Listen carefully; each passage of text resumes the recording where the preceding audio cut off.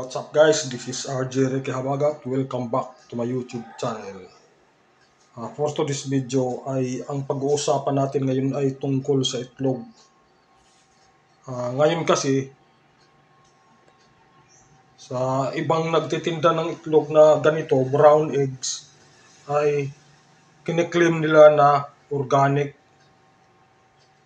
Para sa akin po ay hindi iyan totoo. Ang totoong organic ay pinapakain talaga na pure organic feeds. Hindi yung kasi brown eggs lang, kiniklaim na agad na organic. Kahit commercial feed ang ipapakain mo, ang resulta, brown egg pa rin. Dahil ang itlog ng decal brown ay brown talaga. Kahit anong pakain mo, ang lalabas ay kulay brown. Hindi po yung totoo basta kulay brown ay organic na agad.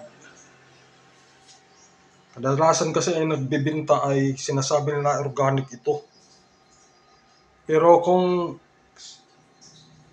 pwede ka mag-organic kung pang sariling consumption mo lang, organic ka, ang pagkain mo para mag-iitlog na pure organic talaga. Pero kung commercial, hindi talaga pwede mag-pure organic ka kasi ang mag-pure organic ka, hindi yan araw-araw mangingitlog.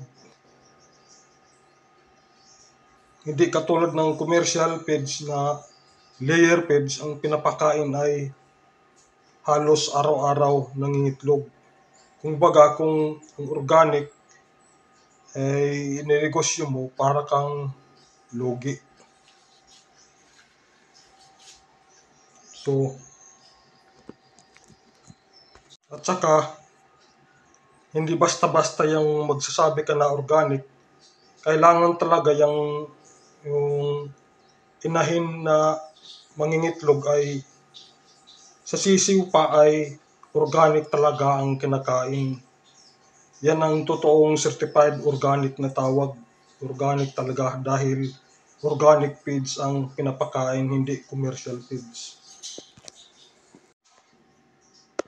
Hanggang dito na lang tayo. Salamat.